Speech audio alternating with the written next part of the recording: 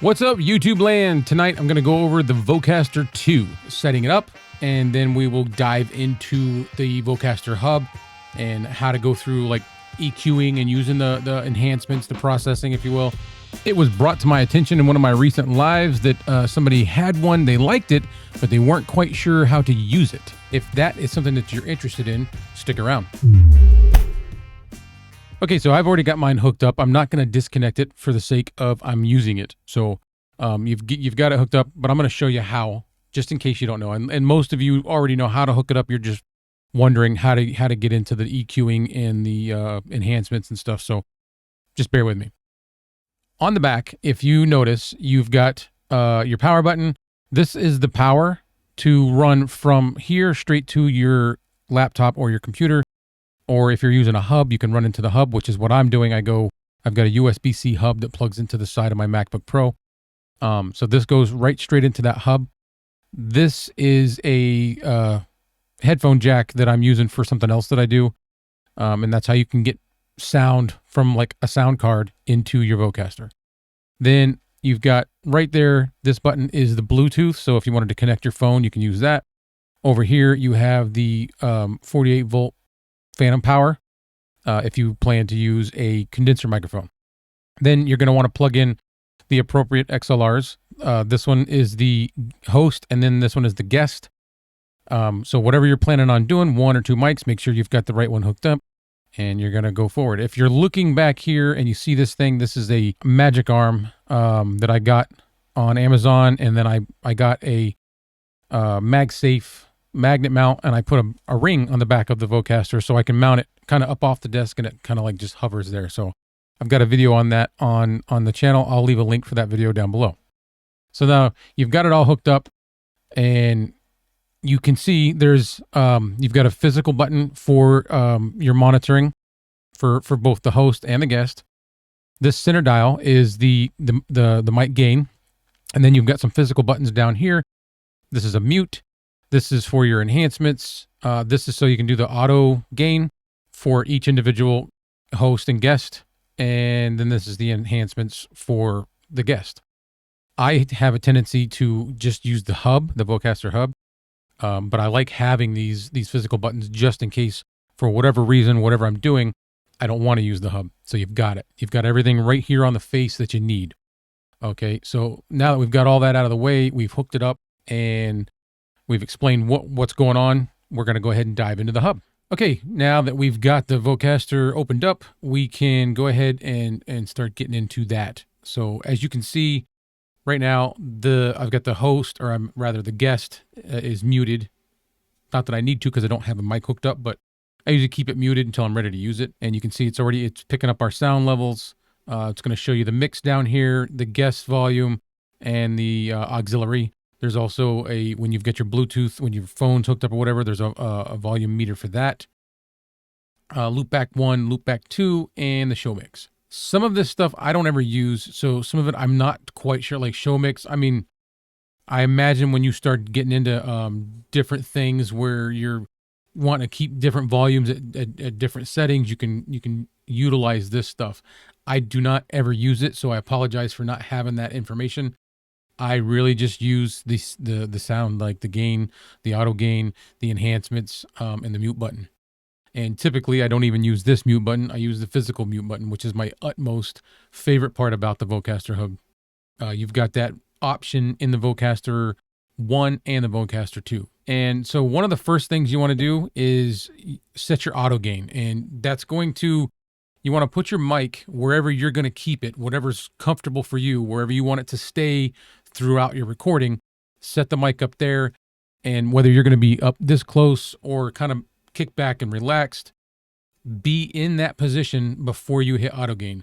Then what you're going to do is you're going to hit the auto gain and you're going to speak. It's going to have like a little blue bar that's going to show up, and it kind of does like a reverse load, like a load status bar. It's going to go backwards. So we'll go ahead and do that just to show you. And while you're talking, the recording is not going to pick up very much of your volume. It's going to be really, really, really low, almost where you can't hear it. So I'll go ahead and do the auto gain now. 1, 2, 3, 1, 2, 3. This is the auto gain in the Vocaster Hub.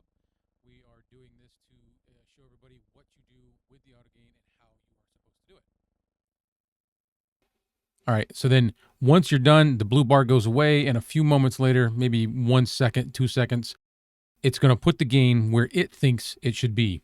Sometimes when it does that, I want just a little more, so you can always go up here and just grab it and drag it to where you want it.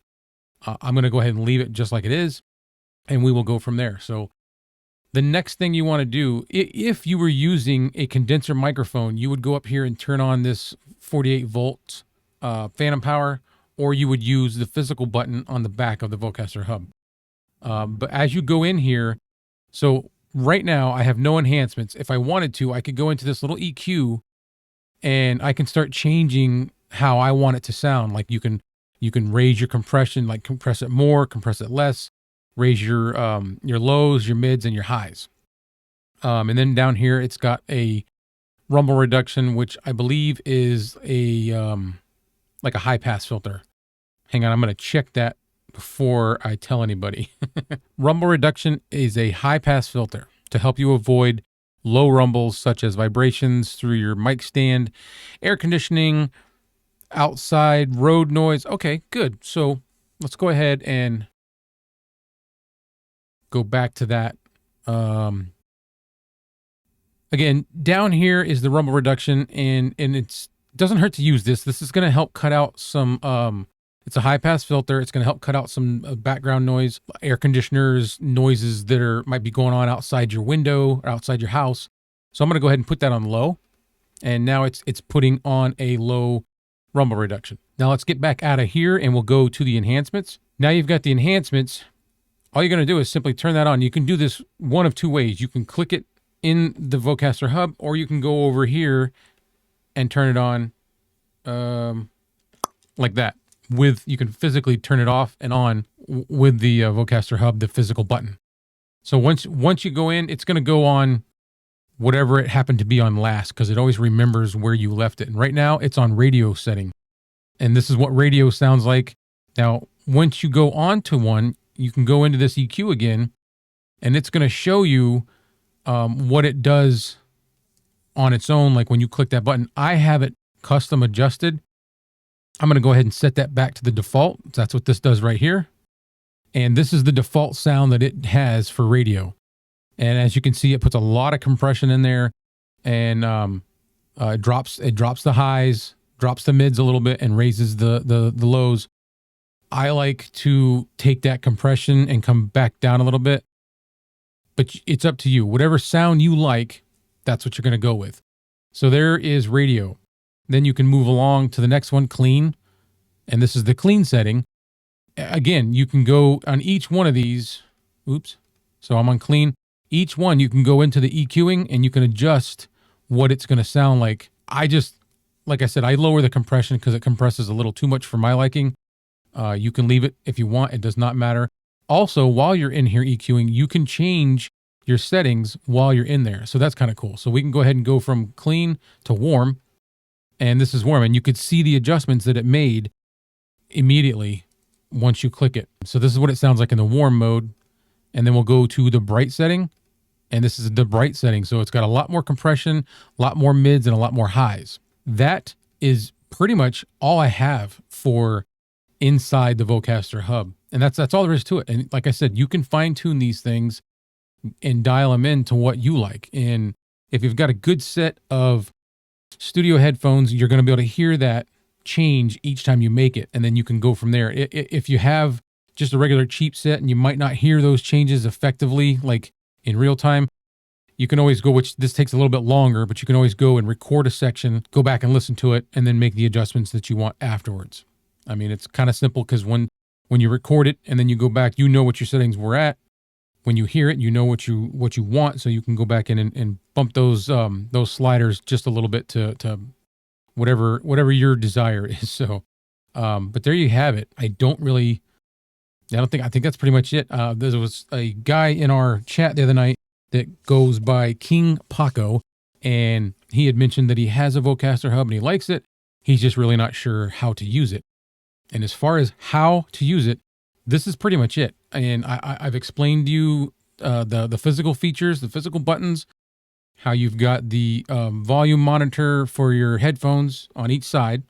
You have the gain knob in the middle, that's the big knob. And then you've got the buttons at the bottom, which are mute, enhancements, then your auto gain, and you've got that for each side. All right, so another feature I wanted to show you is up in this little area, you've got some options here. This is to mute your headphones, and the next one over is to mute your like monitor speakers. And then you can click on this and you'll get settings, and it's going to show you where you can change the theme from system to light to dark. I have my system set at dark, so I just put it on system. You can restore factory defaults. And then right here is a really kind of important one, is the auto gain. Kevin over at Back to the Retro Review had showed me this. I didn't even know about it. Had I not known, I mean, I could have just gone on using it because it was working fine. But whenever we were live streaming, my auto gain, it would adjust it lower. And so he showed me to come in here, and I was on default. Once I clicked it onto stream, it boosts my auto gain a little more than normal, so it makes it even louder, which I like. So that's a good feature to know about. I have not tried using the camera one. I would imagine that's if you're running a camera into it. So, but make sure you come in here and adjust that to whatever you're doing. Also, one thing that I didn't mention, and I'll go back and show you, is the where the headphones plug into. So I'm going to go ahead and jump out of this, and we will show you that, and that's going to wrap up this video. Okay, so as promised, I'm going to show you the bottom, which is just the two plugs. You've got your guest headphone plug and your host headphone plug, and it is 1/4 inch. So if you're going to be plugging in a 3.5 millimeter, you're going to need one of these little adapters that brings you from 3.5 millimeters to the 1/4 inch jack. So there's where you plug in your headphones, and that is the Vocaster 2. Thanks for joining me tonight. If you enjoyed this video, hit the like button. If you're interested in more content like this, subscribe and click the bell to get notifications every time I upload. I hope this helps you figure out how to use the EQing and the enhancements and all the different settings inside the Vocaster 2. This all applies to the Vocaster 1 as well. So you can use it whether this video can help you whether you have a Vocaster 1 or a Vocaster 2. And that's all I've got for the Vocaster 2 tonight. I'll see you next time.